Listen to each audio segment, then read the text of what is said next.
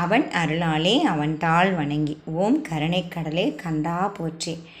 ஒரு உயிரோட்டமுள்ள முருகர் கோவிலில் தாங்க நான் சொல்கிறேன். நாகப்பட்டினம் மாவட்டம் பொருள் வைத்த நேரியை சேர்ந்த சிற்பி ஒருத்தர். அவருக்கு முருகர் சிலை செய்யறதுக்கு ரொம்ப நாளாக ஆசை. அவரோட ஆசைக்கு தகுந்த மாதிரி அந்த ஊர் ராஜா ஒரு முருகர் சிலை செய்ய சொல்கிறாரு. அவரும் முருகர் சிலை செஞ்சு முடிக்கிறாரு. அதை பார்த்த அந்த ஊர் மக்கள் எல்லாருமே முருகர் உயிரோடு இருக்கிற மாதிரியே இருக்குன்னு சொல்கிறாங்க. அதை பார்த்து ராஜா அதிசயத்தோட நம்ம ஆட்சியில் செஞ்ச இந்த மாதிரி சிலை வேறு எங்கேயும் செய்யக்கூடாதுன்னு அவரோட கட்டை விரலை வெட்டிடுறாங்க. ஆடிய காலும் பாடி வாயும் சும்மா இருக்குமாங்க? அவர் விரலைத்தானே ஊனமாக்க முடிஞ்சது. நம்ம தெய்வீக திறமையை ஊனமாக்க முடியலைன்ட்டு ஒரு வேறு கிராமத்துக்கு செஞ்சு அங்கேயும் முருகர் சிலை செய்ய ஆசைப்பட்டு ஒரு உயிரோட்டமுள்ள கல்லை கண்டுபிடிச்சி சிலை வடிக்கிறாரு. மயிலை வடிக்கும்போது அந்த மயில் பறக்கிறதுக்கு முயற்சி பண்ணிச்சுங்களாம்.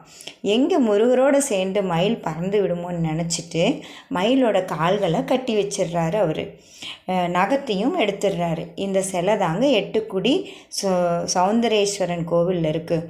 இந்த கோயிலில் வேண்டும்போது குழந்தையாக பார்த்தா குழந்தையாகவும், இளைஞனாக பார்த்தா இளைஞனாகவும், முதியவராக பார்த்தா முதியவராகவும் காட்சி கொடுப்பாராமாங்க. இவருக்கு வியர்வை கூட சிகப்பு நிறத்தில் தான் வருங்களாமாங்க. எல்லோரும் அனுபவத்தில் சொல்கிறாங்க.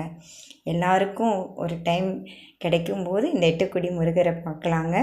அந்த 3 சிலைகள், இவர் வடித்த 3 சிலைகள் தாங்க எண்கண் கோவிலில் இருக்கிற முருகர் சிலை ஒன்று, சிக்கலில் இருக்கிற முருகர் சிலை ஒன்று, எட்டுக்குடியில் இருக்கிற முருகர் சிலை ஒன்று. இவர் இதே சிற்பி வடித்தது தாங்க. 3மே உயிரோட்டமுள்ள முருகர் கோவில் தாங்க. முருகா சரணம்.